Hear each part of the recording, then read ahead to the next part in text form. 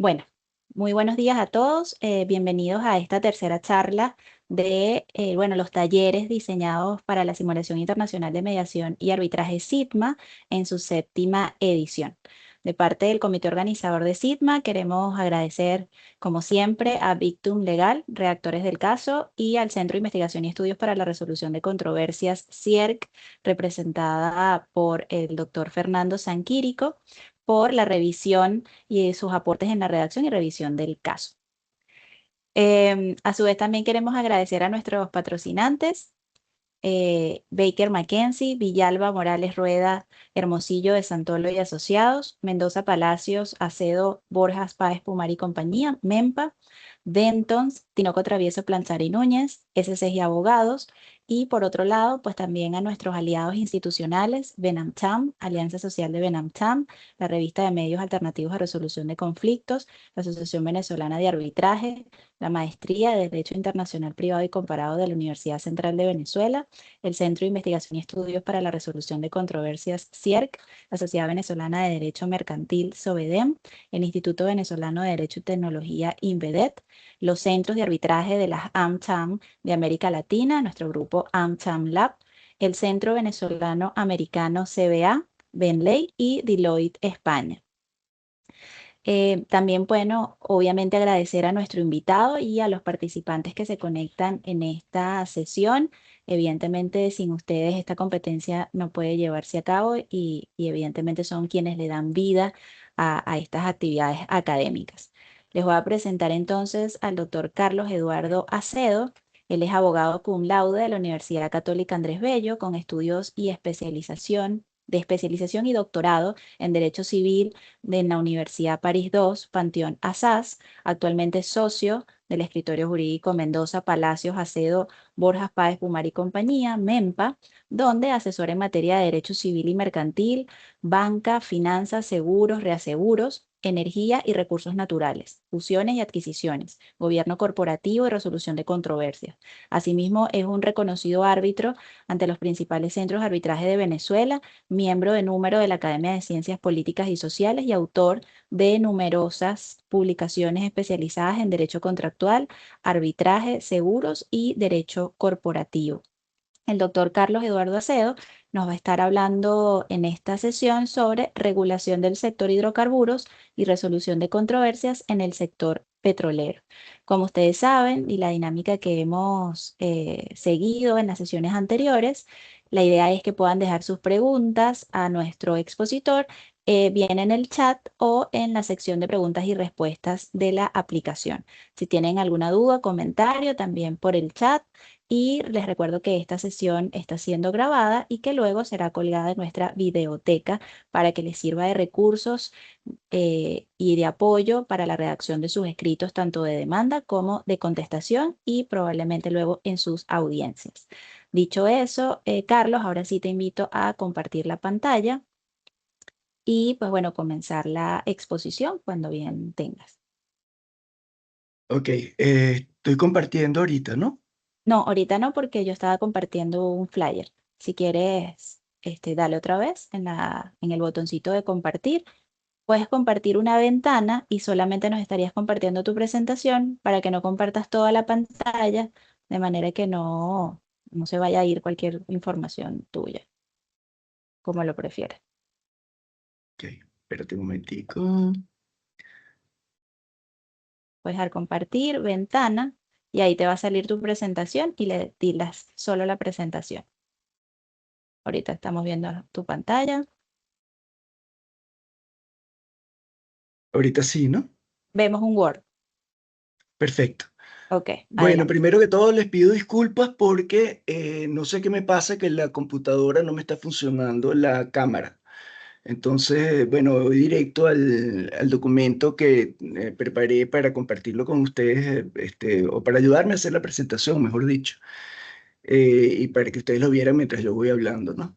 Eh, digamos, regulación relevante para nuestro tema, me parece a mí, sobre el sector petrolero y también el arbitraje, empieza por la Constitución de 1961. La Constitución de 1961 no impedía la inversión privada en el sector petrolero a través de concesiones, pedía una autorización del Congreso y era en unos términos muy particular, porque decía, no podrá procederse al otorgamiento de nuevas concesiones de hidrocarburos sin que las cámaras en sesión conjunta la autoricen. Se ve que ya estaba pensando el constituyente del 61 en una eventual estatización el sector petrolero venezolano, que en esa época, en el año 61, era privado. Y de hecho, uno de los artículos de la Constitución, el 97, dice que el Estado podrá reservarse determinadas industrias, explotaciones, servicios de interés público por razones de conveniencia nacional y propenderá la creación del desarrollo de una industria básica pesada bajo su control. Bueno, ahí entra también el sector de hidrocarburos. Y respecto de hidrocarburos, más concretamente, otro artículo de la Constitución del 61, el 103, decía que las tierras adquiridas con destino a la explotación o exploración de hidrocarburos y demás minerales combustibles pasarán en plena propiedad a la nación sin indemnización alguna al extinguirse por cualquier causa la concesión respectiva. Es decir, el Estado recuperaba, digamos, los inmuebles relativos a que eran necesarios, donde estaban los terrenos, por ejemplo, donde estaban los campos petroleros. Y eso ocurría automáticamente a medida que se fueran venciendo las concesiones. En el año 71, o sea, 71, digo, o sea, 10 años después, salió una nueva ley que se llamaba Ley sobre Bienes Afectos a Reversión en las Concesiones de Hidrocarburos, que en sus artículos 1 y 2 extendió esa reversión, o sea, que volvía al concedente los activos utilizados en la concesión, pero lo amplió para que fueran no solamente inmuebles, sino también obras permanentes, instalaciones, accesorios, equipos, otros bienes corporales e incorporales, pasan al patrimonio nacional, libre de gravámenes y cargas y sin indemnización alguna al extinguirse por cualquier causa las concesiones respectivas. De modo que lo que estaba previsto en el año 71 era dejar morir las concesiones poco a poco y a medida que se fueran muriendo, el Estado paulatinamente iba tomando el control correspondiente a esa actividad petrolera de ese concesionario en particular. Hubo una sentencia de la Corte Suprema de Justicia en pleno del año 94 que declaró sin lugar un recurso de nulidad contra la ley de reversión de 1971. Es decir, dijo que esa ley estaba bien y que la reversión iba a ocurrir. Eso fue en el año 74. En el año 75, cuando lo que se esperaba era que fueran muriendo las concesiones, el gobierno decidió acelerar eso. Aparentemente una de las preocupaciones eran que como las petroleras no iban a recuperar, digamos, los activos que tenían ahí, que podían sufrir un deterioro, y entonces que preferible era acelerar esos procesos, ¿no? Entonces, con fundamento legal en la estatización perdón. Entonces, esa ley que reserva el Estado a la industria y comercio de los hidrocarburos, que es del año 1975, adelantó lo que hubiera pasado de todas maneras si se hubieran vencido las concesiones, ¿no? Y tuvo un éxito impresionante.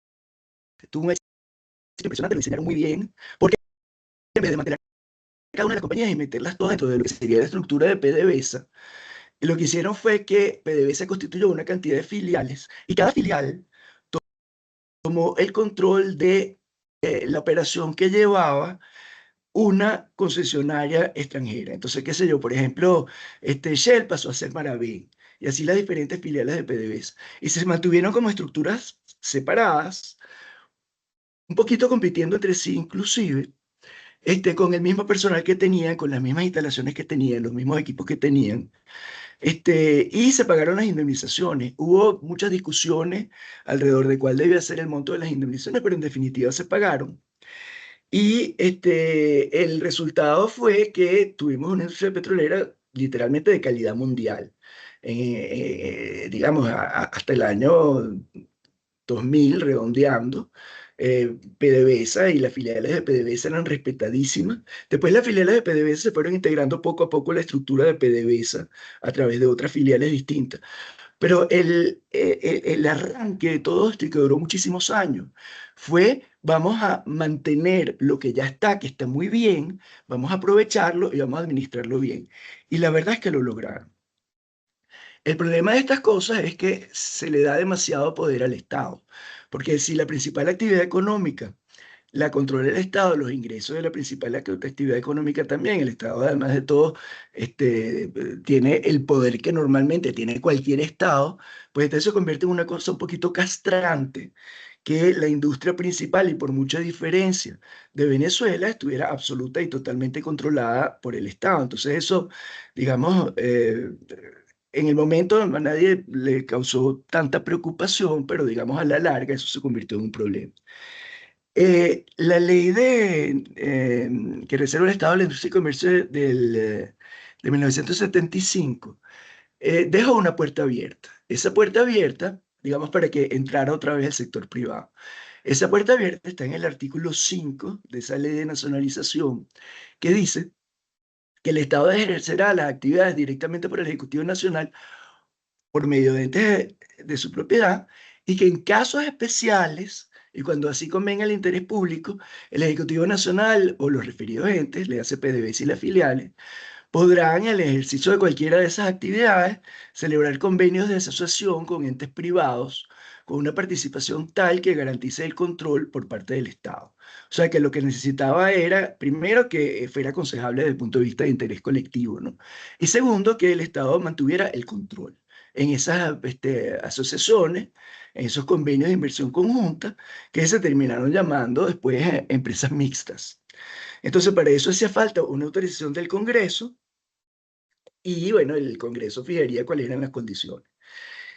En el año 1995, es decir, 20 años después de esa estatización de la industria petrolera y de que existía ese artículo quinto, llegó el momento de aplicarlo. Y la razón era muy concreta. En Venezuela tenía unos yacimientos y tiene unos yacimientos enormes de petróleo extrapesado en la faja del Orinoco, pero PDVSA y las filiales no tenían suficientes fondos para desarrollar eso y tampoco tenían la tecnología de punta indispensable, que sí la tenían la banca internacional en cuanto a recursos financieros, y en cuanto a recursos tecnológicos, las grandes empresas petroleras. Y bueno, ya había llegado el momento desde el punto de vista de oportunidad y desde el punto de vista también de desarrollo del país, de aprovechar esa cantidad de petróleo extrapesado que teníamos en la faja del Orinoco. Entonces, en ese momento se diseñó la apertura petrolera del año 75, que está basada en el artículo 5 de la ley de nacionalización que les mencioné antes. Y de nuevo, fue un éxito impresionante. Como PDVSA era una empresa seria y Venezuela también era un país serio, con un gobierno serio, bueno, muchísimas empresas tuvieron interés, muchísimos bancos se volcaron a eso, se obtuvieron financiamientos enormes. PDVSA logró constituir con una cantidad de socios importantísimos muchas empresas mixtas para el desarrollo de la faja petrolífera del Orinoco, con inversiones cuantiosas de los socios, con préstamos gigantescos de la banca, con inclusive en algunos casos con emisiones de bonos, y fue muy, pero muy exitoso. Y bueno, el resultado fue las empresas mixtas que estuvieron funcionando muy bien, digamos, a principios de los años 2000. El, eh, para eso hizo falta una autorización del Congreso, que estaba prevista en el artículo quinto de la Ley de Nacionalización del 75. Y esa autorización que el del Congreso preveía que los convenios de asociación que mencioné en el artículo quinto se materializaran en esas asociaciones que se iban a llamar empresas mixtas. Empresas mixtas no en el sentido de que hubiera socios venezolanos y extranjeros, o capital nacional y capital extranjero, sino que mixtas en un sentido un poquito distinto. Habría un socio que era PDVSA o las filiales, y otros socios u otros socios que serían petroleras extranjeras. También intervinieron algunas petroleras nacionales, pero digamos las relevantes son las extranjeras. Allá se pensó que las formas de control, o el control, mejor dicho, que requería el artículo quinto, se podía ejercer de diferentes formas. Entonces, se pensó, bueno, quizá una manera de hacerlo no es necesariamente con que PDVSA tenga, o las filiales, el 50% más una acción. Podría haber de otras maneras de llegar al mismo sitio. Entre otras cosas, porque PDVSA no tenía los fondos para aportar dineros para poder hacerse con el 50% más una acción. Entonces lo que se hizo fue que se diseñaron esas empresas mixtas, de modo tal que las decisiones estratégicas, las importantes, le correspondieran a PDVSA o a las filiales, que el presidente fuera de PDVSA y que PDVSA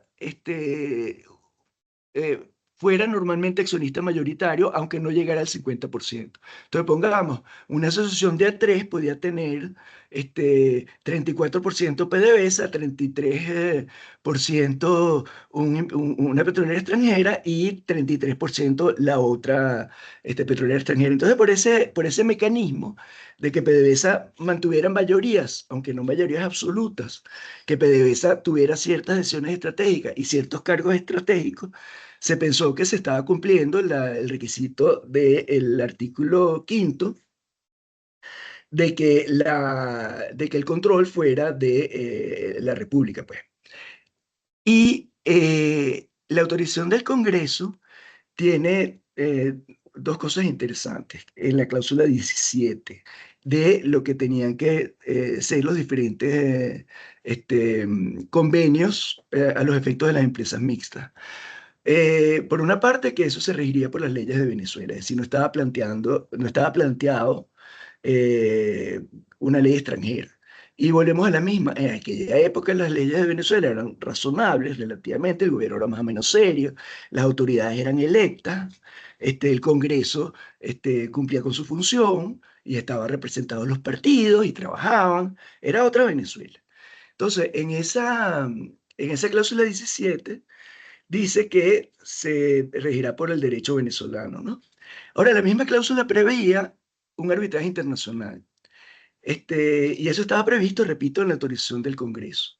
Y la manera como se redactó fue el modo de resolver controversias en materias que no sean de la competencia del comité de control, que era un comité, digamos, que actuaba a los efectos no solamente de control, sino también de conciliar los intereses de las partes y que no puedan dirimirse por acuerdo entre las partes, será el arbitraje, el cual se realizará con las reglas del procedimiento de la Cámara Internacional de Comercio vigentes al momento de la firma del convenio. Entonces, estaba previsto, repito, arbitraje, un arbitraje ICC. El problema que había, y por lo que había algo de fragilidad en todo este esquema, era que el artículo 227 de la Constitución del 61, que estaba vigente, decía que en los contratos de interés público, si no fuera improcedente de acuerdo con la naturaleza de los mismos, se considerará incorporada, aun cuando no estuviera expresa, una cláusula según la cual las dudas y controversias que puedan suscitarse sobre dichos contratos y que no llegaren a ser resueltas amigablemente por las partes contratantes, serán decididas por los tribunales competentes de la República en conformidad con sus leyes, sin que por ningún motivo ni causa pueda dar lugar a reclamaciones extranjeras. Entonces, fíjense que dice tribunales competentes de la República, se entiende tribunales ordinarios, no tribunales arbitrales constituidos en Venezuela, y en todo caso lo que estaba previsto en una cláusula arbitral ICC. Ahora bien, fíjense que la norma dice si no fuera improcedente de acuerdo con la naturaleza de esos contratos. Entonces, lo que se pensó en esa época era que era improcedente de acuerdo con la naturaleza de los convenios de asociación y de los demás acuerdos para formar la empresa mixta, que era improcedente de acuerdo con su naturaleza someterlo a la jurisdicción de los tribunales ordinarios, porque están unos contratos internacionales demasiado grandes y demasiado importantes como para dejarlo en manos de un juez local. Y era importante que hubiera, yo diría que era indispensable, que hubiera una resolución de conflictos menos vulnerable a influencias políticas o a desconocimiento del tema, inclusive, porque te puedes conseguir unos árbitros especializadísimos que probablemente los jueces venezolanos no tienen el nivel de especialidad para un caso complejo como el que se puede presentar aquí, ¿no? Pero fíjense que es ley venezolana de todas maneras. Hubo un grupo de gente que demandó la nulidad de la aprobación del Congreso para esos convenios de asociación ante la Corte Suprema de Justicia en pleno. Y la Corte Suprema de Justicia en pleno sacó una decisión muy buena, pero muy buena, que primero que todo dice que el control no tiene que ser del 50% de capital más una acción, sino que basta con que haya una fuerte presencia pública que se manifiesta bien en el carácter preeminente de la participación estatal en el proyecto o en la supervisión y planificación del mismo o asimismo a lo largo de su ejecución. Es decir, no es 50% de capital más uno. Son cosas que probablemente son hasta más significativas. Después, la sentencia también declaró que en cuanto al interés público, bueno, que esos convenios de asociación sí son de interés público, su naturaleza es de interés público, pero que cuando el artículo 127 de la Constitución habla o establece una excepción de que si no fuera improcedente de acuerdo con la naturaleza de los mismos, en cuyo caso sí se puede pactar una jurisdicción o ley extranjera, pues entonces se establece un sistema de inmunidad relativa, es decir, la inmunidad del Estado de demandas en el exterior no es absoluta, sino relativa, porque ciertos tipos de contratos sí permiten que haya ley extranjera y jurisdicción extranjera. Y entre ellos, por supuesto, estos que nos ocupan. Y dijo que para, digamos, apreciar esto, hay que ver caso por caso, hay que ver cuál es el interés de la colectividad y si el arbitraje es idóneo o no como mecanismo que coadyuve mejor el cumplimiento de los fines perseguidos por la contratación. Lo que las partes querían era un arbitraje independiente, las partes no querían someterse a un juez en Venezuela, PDVSA tampoco.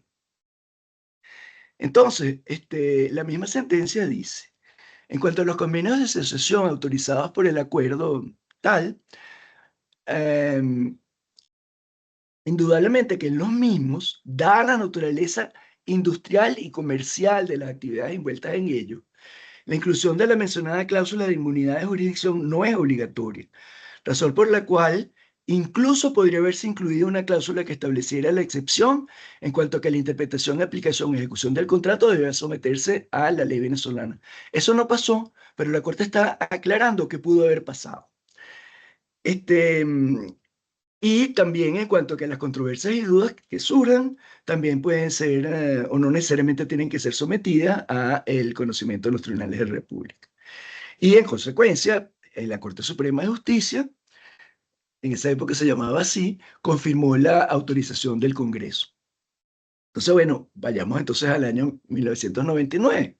Y ahí, bueno, imagínense, empezó un gobierno muchísimo más izquierdista, muchísimo más intervencionista, que inclusive hizo una constitución a su medida, que tiene cosas buenas, tiene muchas cosas buenas, pero también tiene muchas cosas malas.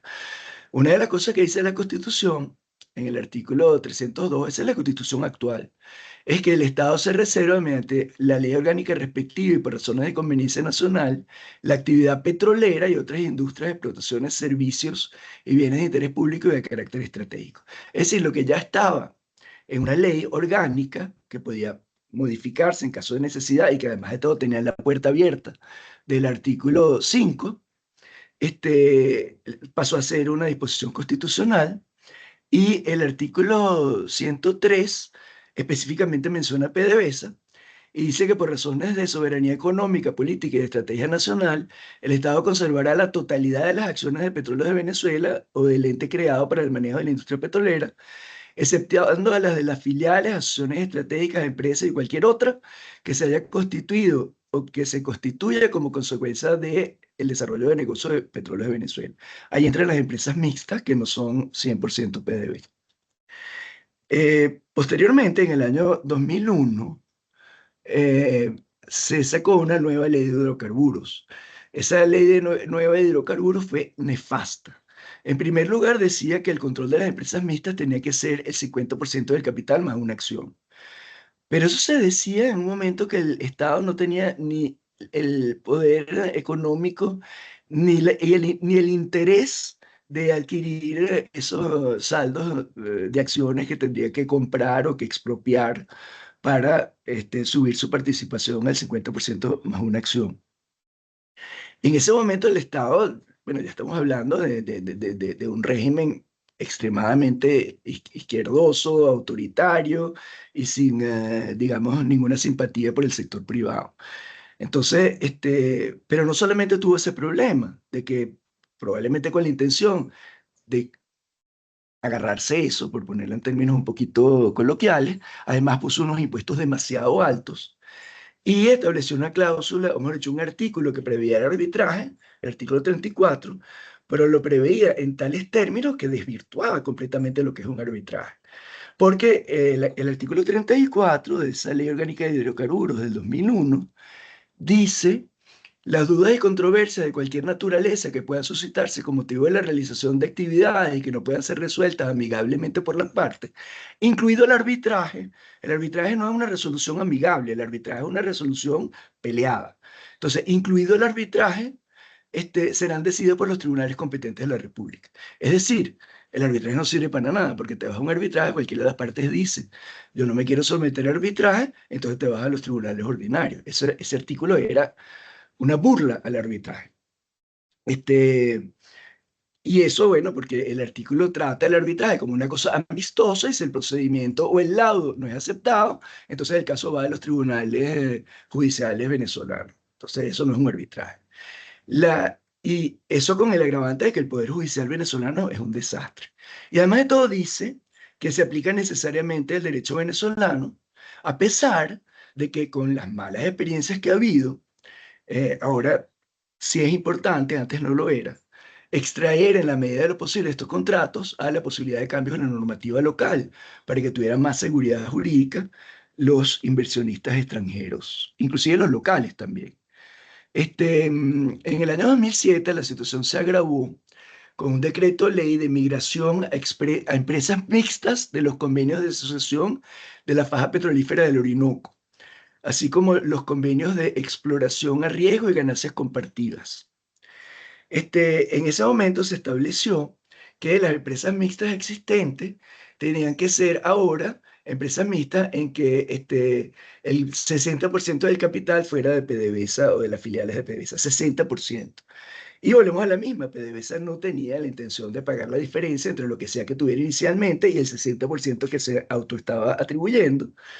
Y entonces lo que hicieron fue supuestamente expropiar, en la práctica confiscar a los socios minoritarios que no quisieron reducir su participación y vendérsela barato a PDVSA.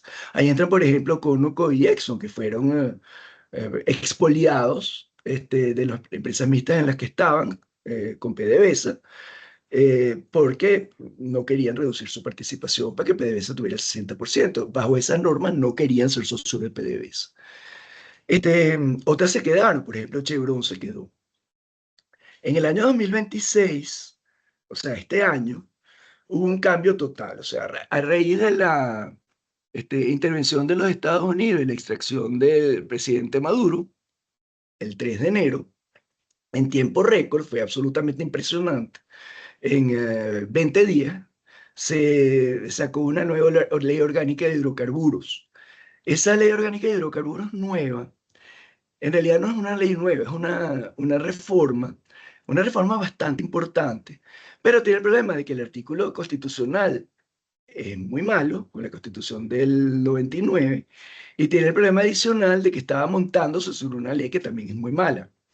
Entonces, es como un sistema de parches. Es como un sistema de parches, pero de parches que funcionan. Ahora, ¿qué es lo que dice fundamentalmente la Ley Orgánica de Hidrocarburos?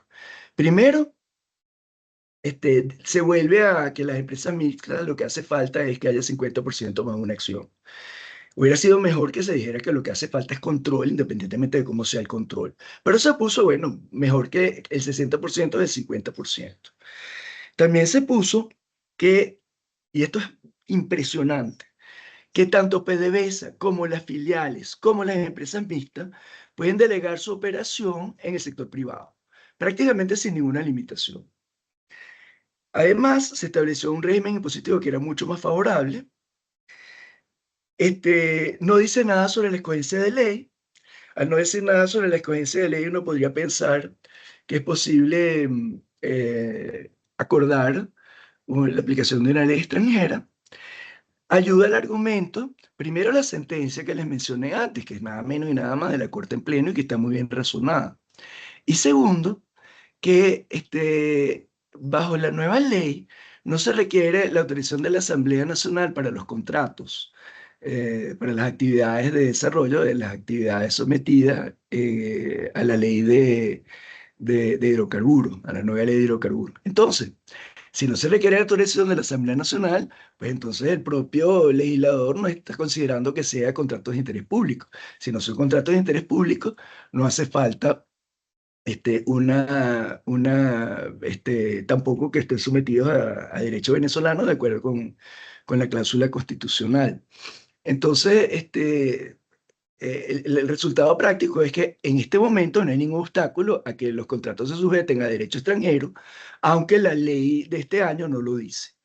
En cuanto al arbitraje, también es interesante la exposición de motivos de esta reforma que en definitiva se convirtió en ley y que, digamos, en un proceso, pero rapidísimo, a partir del 3 de enero hasta de 20 días. La exposición de motivos dice, se propone aumentar las garantías jurídicas para la inversión en el sector de los hidrocarburos, incorporando la posibilidad de acudir a mecanismos de mediación y arbitraje independientes para la resolución de las controversias, siempre bajo el cumplimiento de la Constitución de la República Bolivariana de Venezuela. Bueno, aparte de la coletilla final, que no significa nada, lo que sí está claro es que ahora sí se puede acudir a arbitraje. Y no se dice que tenga que ser arbitraje en Venezuela, puede ser un arbitraje en cualquier otro sitio. Lo, este, Eso se consagró en el artículo 8, la exposición de motivos, decía el texto que les acabo de leer, y eso se consagró en el artículo 8. Lo bueno del artículo 8 es que dice que en los contratos para la realización de las actividades reguladas en esta ley, la ley de hidrocarburos de la Ley Orgánica de Hidrocarburos de enero de este año, las partes podrán acordar que las dudas y controversias de cualquier naturaleza, suscitadas con motivo de la realización de dichas actividades y que no puedan ser resueltas amigablemente por las partes, podrán ser decididas por los tribunales competentes de la República o mediante mecanismos alternativos de resolución de controversias, incluyendo la mediación y el arbitraje. Esto es muy bueno. La parte mala es que como el gobierno siempre tiene que tener la última palabra y echarlo todo a perder, el gobierno agarra y mete en ese artículo que el ministerio con competencia en materia de hidrocarburos, en consulta con la Procuraduría General de la República, fijará los lineamientos generales para establecer las cláusulas de resolución de controversia a las que hace referencia este artículo. Yo creo que esos lineamientos no existen. Yo los busqué y no los conseguí. Quizá ya existen y no los han divulgado, deberían de estar en la Gaceta Oficial, no los encontré. En cualquier caso, esos lineamientos pueden ser un problema. Yo sospecho que los socios extranjeros de las compañías mixtas y las compañías petroleras que quieran venir a Venezuela, no aceptarían unos lineamientos que restringan el artículo 8, eh, sino que sería simplemente temas formales.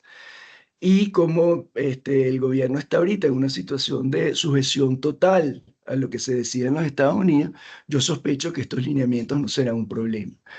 De todas maneras, un consuelo que está en el artículo 8 que les acabo de citar, Es que dice, las cláusulas acordadas conforme a dichos lineamientos no requerirán la opinión o autorización prevista en la Ley Orgánica de la Procuraduría y la Ley de Arbitraje Comercial. Es decir, tú sigues los lineamientos y no te hace falta ninguna aprobación. Entonces, yo pienso que si se siguen los lineamientos, no se aplica a este arbitraje en particular lo que establece el artículo 4 de la Ley de Arbitraje Comercial, que dice que las decisiones requieren la autorización del Ministerio de Tutela y además requieren eh, sí, bueno, requieren eso, la autorización del Ministerio de Tutela. Entonces, yo sospecho que eso no, ya no hace falta, que basta conseguir los lineamientos, ¿no? Y como en ninguna parte dice que los arbitrajes tienen que ser en Venezuela, pues entonces puede ser arbitraje en el exterior.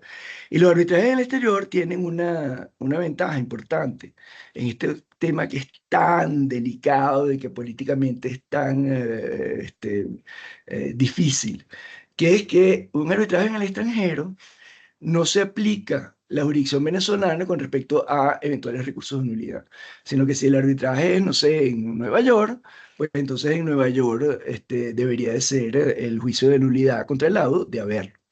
Este, y esto es porque el artículo 43 de la Ley de Arbitraje Comercial dice que el recurso de nulidad deberá interponerse por escrito ante el Tribunal Superior competente del lugar donde se hubiera dictado. Estamos hablando de Nueva York. Claro, eh, la- la- la- eh, eso solo se aplicaría si pretendieran aplicar ley venezolana, pero si pretendieran aplicar ley venezolana, igual. La ley venezolana remite a los tribunales superiores del lugar del arbitraje que no es Venezuela. Entonces el recurso de nulidad tiene que ser en el extranjero en estos casos, ¿no? Bueno, estas cláusulas arbitrales tienen que ser expresas porque si no hay cláusula arbitral, las controversias están sujetas a la jurisdicción venezolana. Con eso termino. Eh, Entiendo que tenemos un ratico para comentarios. Me encantaría que me vieran la cara, pero no me la van a ver. Entonces, Tranquila. entonces, entonces, Ponemos bueno, la nada, foto. lo que ustedes digan. Sí, bueno, no tengo preguntas en el chat hasta ahora. De todas formas, muchachos, si quieren hacer alguna pregunta, es un buen momento. Además, que creo que bueno, aquí veo que están escribiendo. Vamos a esperar mientras escriben. Si quieres, deja de compartir pantalla para... Ah, todavía estoy compartiendo. Sí, todavía vemos tu pantalla. Ya, Eso. ¿no? Ahora sí, ahora sí. Perfecto. Este, a mí me parece súper interesante todo lo que está pasando. Yo les comentaba a otros ponentes también de estos talleres que yo veía, bueno, una tremenda oportunidad para el arbitraje venezolano, sobre todo de los contratos que se hacen en el marco de la actividad productiva, ¿no? Todos los contratos aledaños y satélites que se van a ir desarrollando, porque sin duda la industria petrolera requiere no solamente de la extracción y distribución, sino muchas más cosas, ¿no? Y ahí yo veo que hay una Así es, gran oportunidad para el arbitraje. Y de pues bueno, acuerdo. sí, sin duda alguna el tema de las licencias OFAC, pues bueno, limitaría mucho que eventualmente se pudiese pactar o que vieran a los centros locales como una alternativa, más allá de que no tienen nada que ver la ley aplicable con el centro de arbitraje que escoja, porque al final lo que estás escogiendo son unas reglas de procedimiento. Pero bueno, que sin duda, bueno, mecanismos como el que ya no tenemos disponible, pero que otro de los ponentes nos comentaba, una alternativa sería volver al CIADI. Este, pero bueno, no sé si eso está previsto. Pero bueno, no sé qué piensas tú de eso, o mientras esperamos, sí, si surge alguna pregunta sobre cómo ves el papel, sobre todo de los centros de arbitraje venezolanos en esta nueva realidad. Bueno, yo creo que lo que interesa es que la sede del arbitraje sea en el exterior para que las demandas de nulidad sean en el exterior. Yo creo que perfectamente podría haber, por ejemplo, un arbitraje en el CEDCA en que se establezca expresamente que la sede del arbitraje va a ser de Florida. Entonces, en ese caso, el arbitraje tiene lugar en Florida, las demandas de nulidad son en Florida, son las normas tuyas, tú supervisas y coordinas, prestas apoyo, que eso es importantísimo, esa función que cumples tú en particular y el CEDCA en general. eso se puede tener aún con un arbitraje en el extranjero, porque se puede establecer en la cláusula expresamente que son las reglas tuyas y que el arbitraje tendrá lugar en Nueva York o en donde sea, ¿no? Exacto, sí, yo creo que igual hay mucho desconocimiento todavía en el país acerca de eso.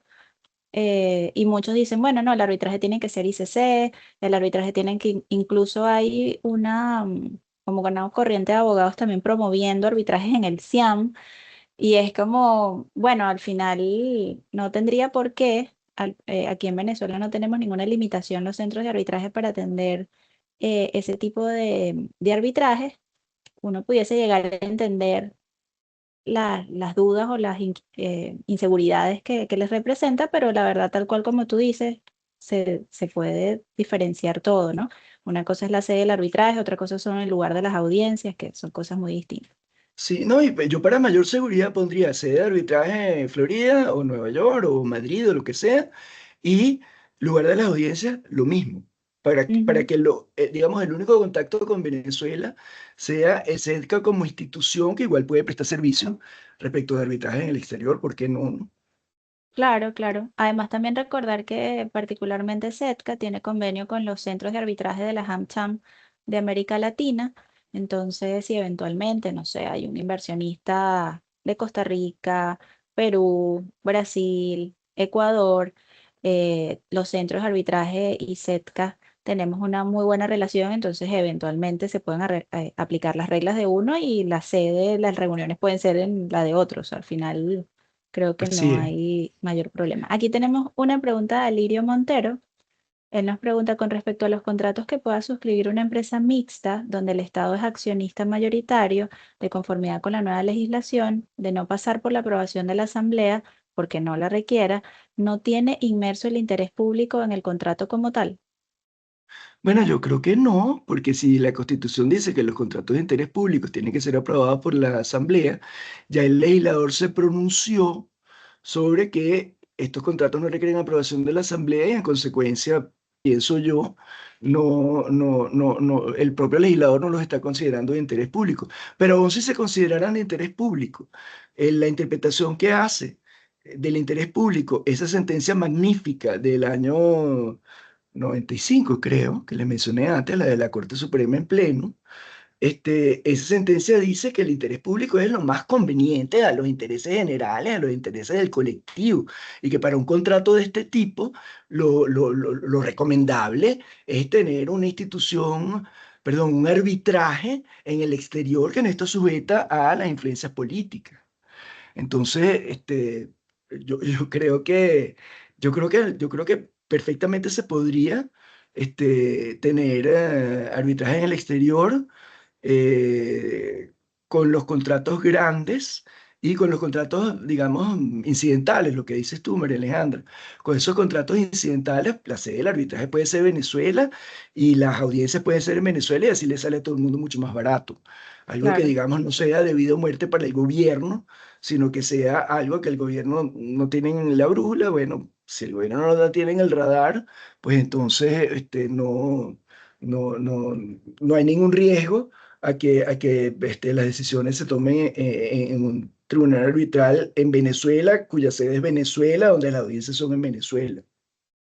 claro. Sí, sí, tal cual.